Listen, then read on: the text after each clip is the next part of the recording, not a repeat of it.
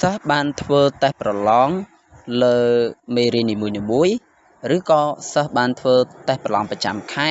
ប៉ុន្តែនៅពេលដែលលោកគ្រូអ្នកគ្រូក៏ដូចជាមាតាបិតាសិស្សឆែកនៅកន្លែងមុខងារតាមដានចំពោះសិស្សមួយហ្នឹងប៉ុន្តែអត់មានទិន្នន័យសិស្សរៀនបាទមានន័យថាកន្លែងចំនួនសំណួររយៈពេលកន្លែងមេរៀនគឺ00ទាំងអស់ហេតុអ្វីបានជាអត់ឃើញទិន្នន័យទាំងនោះ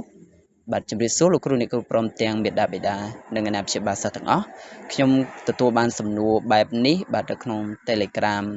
បាទនៃការពិភាក្សាក្រុមមួយរបស់លោកគ្រូអ្នកគ្រូ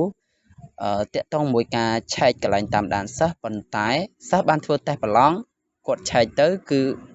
កន្លែងមុខងារតាមដានអត់មានទិន្នន័យសិស្សរៀនបាទ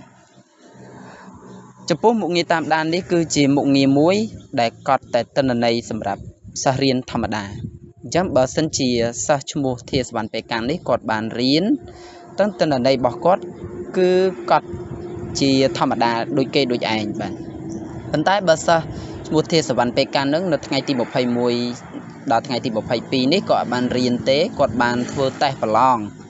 អញ្ចឹងពេលគាត់បានធ្វើតេស្តប្រឡងហេតុអីបានជានៅកន្លែងមុខងារតាមដាននេះអត់មានទិន្នន័យគាត់រៀន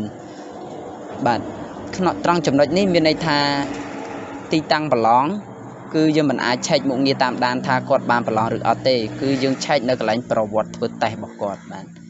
ឧទាហរណ៍ដូចសិស្សធាសវណ្ណពេកាំងមិញហ្នឹងកន្លែងមុខងាររៀនគឺអត់មានទិន្នន័យទេតែគាត់បានរៀនដែរតែគាត់រៀនបែបធ្វើតេស្តបាទធ្វើតេស្តយកអញ្ចឹងលោកគ្រូអ្នកគ្រូក៏ដូចជាមេដាបេដាអាណាព្យាបាលសិស្សអាចឆែកនៅកន្លែងហ្នឹងអញ្ចឹងដើម្បីអាចឆែកសិស្សរៀនឬមិនរៀនគឺយើងអាចឆែកពីទីតាំងទី1មុខងារតាមដានទី2មុខងារប្រឡងត្រង់ចំណុចប្រវត្តិធ្វើតេស្តបាទចំណុចតាមដានសិស្សជាមួយនឹងប្រវត្តិធ្វើតេស្តនេះកិច្ចការទាំងពីរនេះគឺញែកដាច់ពីគ្នាបាទគឺអត់ដូចគ្នាទេបាទ